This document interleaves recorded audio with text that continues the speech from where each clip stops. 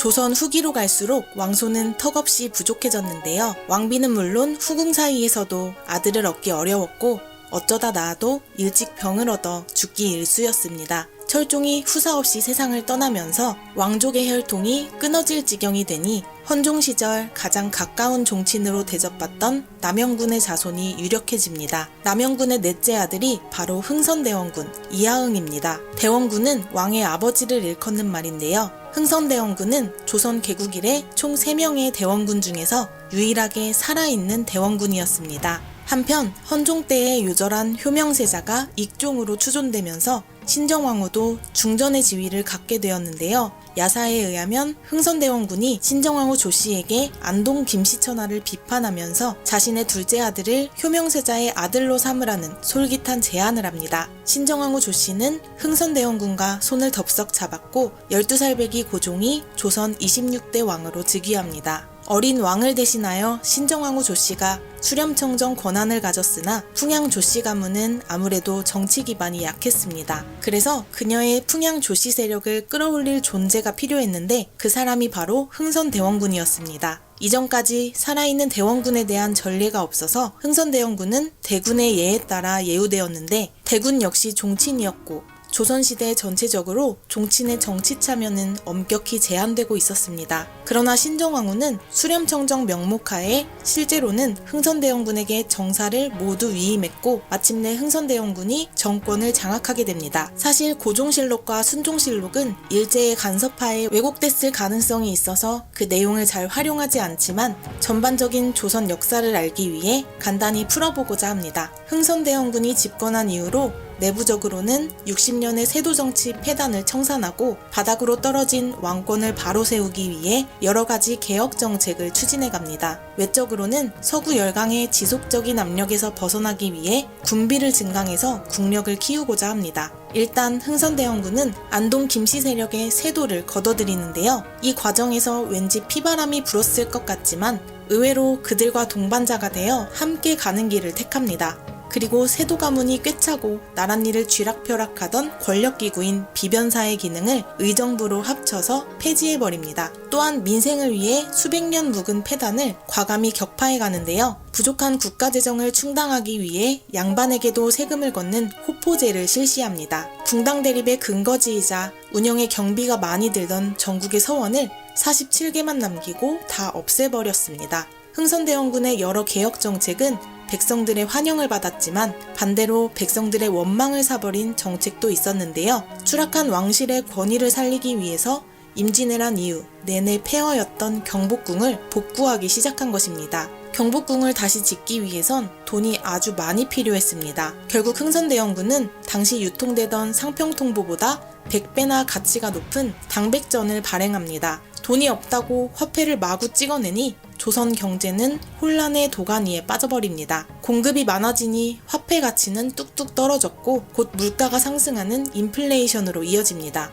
당백전을 발행하기 전엔 한 포대에 7, 8냥 정도 하던 쌀값이 1, 2년 만에 6배 넘게 폭등해버립니다. 한편 산업혁명 이후로 경제가 크게 발전한 서양은 더 넓은 소비시장, 값싼 원료를 공급받을 새로운 시장을 찾아서 동아시아 여러 국가에 교역을 요구하고 있었습니다. 그러나 서양의 통상 요구에 대해 흥선대원군은 옛날 정책을 밀고 가기로 합니다. 조선은 프랑스와 미국의 요구에도 문을 꼭꼭 걸어 잠깁니다. 그 결과로 발발한 전쟁이 1866년 프랑스와 치른 병인양요, 그리고 1871년 미국과 치른 신미양요입니다. 이후에 흥선대원군은 오랑캐와 교류하는 건 나라를 파는 행위라고 새긴 척화비를 전국에 세웁니다. 사실상 흥선대원군은 비변사 혁파, 서원철폐, 환곡과 군역 등의 개혁을 성공적으로 이끌었습니다. 여태 한 가지 문제로 수십 년을 논쟁만 하다 흐지부지됐던 수백 년 묵은 조선의 병폐를 시원시원하게 해결했는데 명분을 내세우며 기득권이 들고 일어날 틈도 없이 빠릿빠릿하게 일을 처리하는 리더십을 보였습니다. 하지만 때는 세계적인 근대화의 바람이 불던 19세기였습니다. 국제정세에 대처하지 못해 문을 꼭꼭 걸어 잠가버린 쇄국정책으로 나라의 근대화를 지연시켰다는 한계를 보이기도 했습니다. 어느새 성인으로 자란 고종은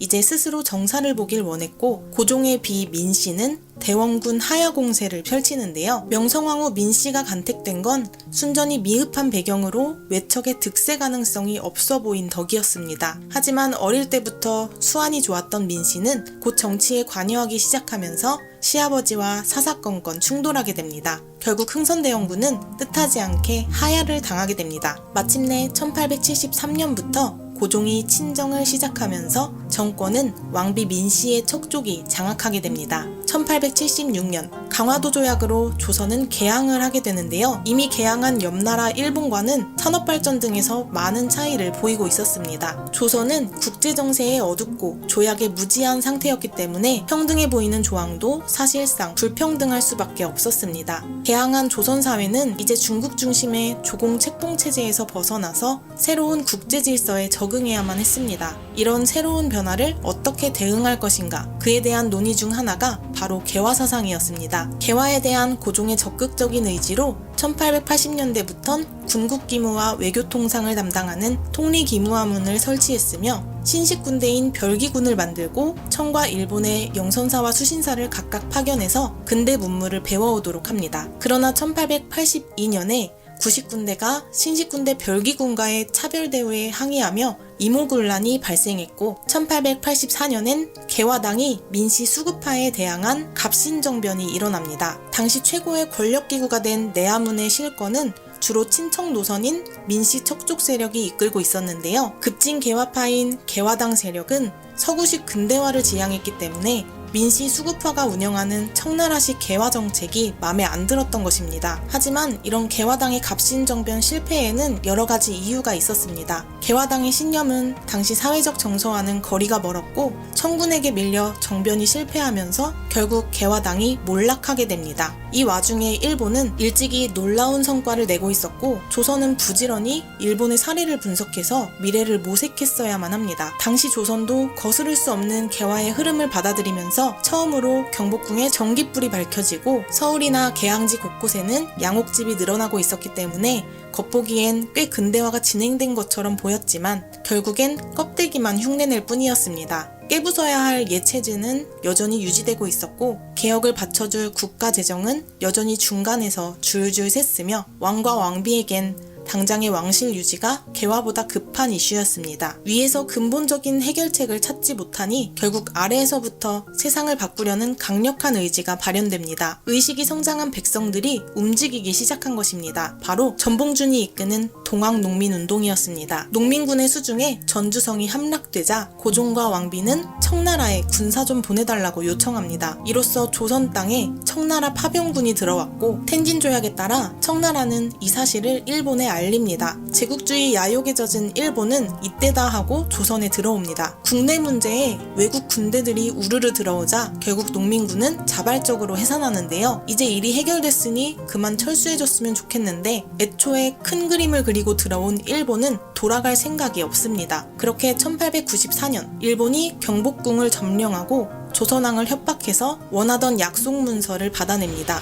여기에는 조선이 청과 맺은 모든 조약을 폐지한다는 것, 청나라는 빨리 조선에서 떠나라는 것, 그리고 조선은 자주국이라는 내용이 담겼습니다. 이건 철저히 일본의 이익을 위한 내용이었는데 조선은 자주국가니까 청나라 너넨 이제 조선에서 손 떼라는 의미였습니다. 이런 사정 끝에 결국 한반도 땅에서 청일전쟁이 터지고 말았습니다. 일본은 조선의 반일 여론을 좀 억제해보고자 머리를 썼는데요. 첫째, 백성의 신망을 받는 흥선대원군을 끌어들여서 꼭두각시로 앉혀놓고 둘째, 군국기무처를 만들어서 내정개혁을 꾀한 것입니다. 이때 자주국 선언 등으로 시작된 군국기무처의 개혁 조치를 가보개혁이라 합니다. 여기서 젊은 급진개화파의 의견이 대거 반영되면서 노비제가 폐지되고 천인신분이 사라졌으며 조혼이나 인신매매가 금지되는 등 농민들의 요구를 뛰어넘는 획기적인 개혁이 실시됩니다. 하지만 대원군과 결탁해도 가보개혁을 실시해도 조선인들의 일본을 향한 분노는 잠재울 수 없었습니다.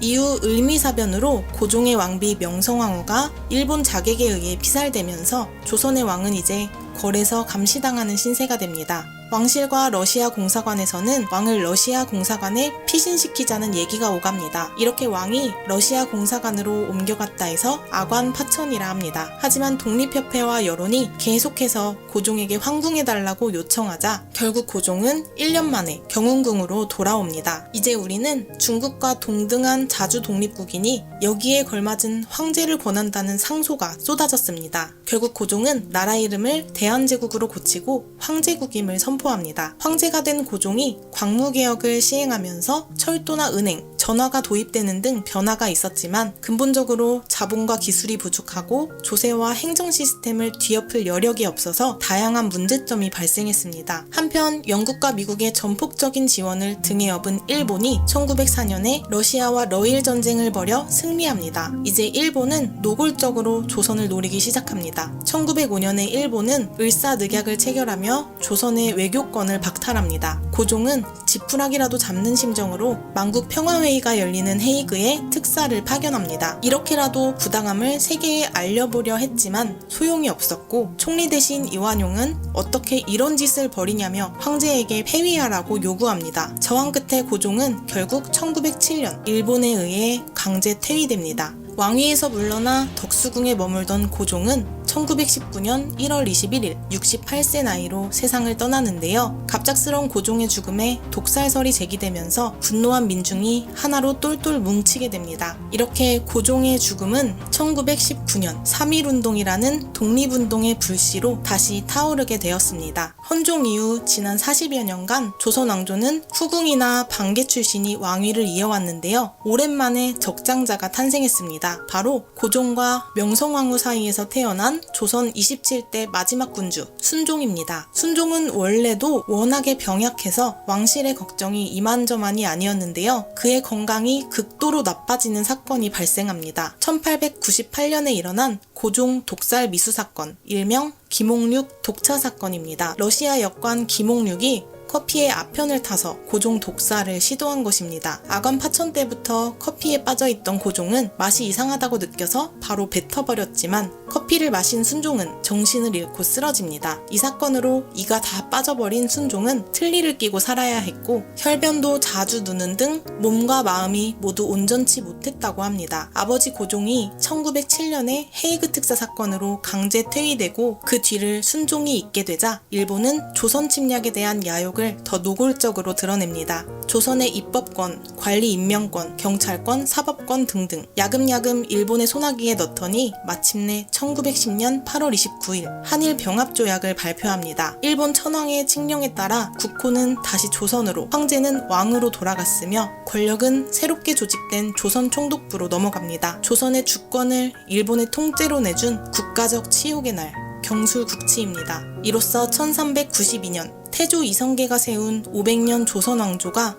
1910년 8월 29일 경술국치로 인해 역사의 뒤안길로 사라집니다. 그래서 조선왕조실록의 가장 마지막 순종실록은 한일 병합조약의 내용으로 마무리됩니다. 이렇게 518년간 조선을 이끈 27명의 임금 이야기가 끝났습니다. 한반도뿐만 아니라 전 세계의 숱한 역사가 말해주듯 나라에 힘이 없으면 다른 나라의 속국이 되거나 패망해서 역사의 뒤안길로 영영 사라지게 됩니다. 또한 한 국가의 굵직한 사건에는 언제나 내부 분열이 초래한 국력의 약화가 있었습니다. 그리고 이런 역사는 앞으로도 계속 반복될 것입니다. 구독과 댓글은 영상 제작에 큰 힘이 됩니다. 시청해주신 여러분 감사합니다.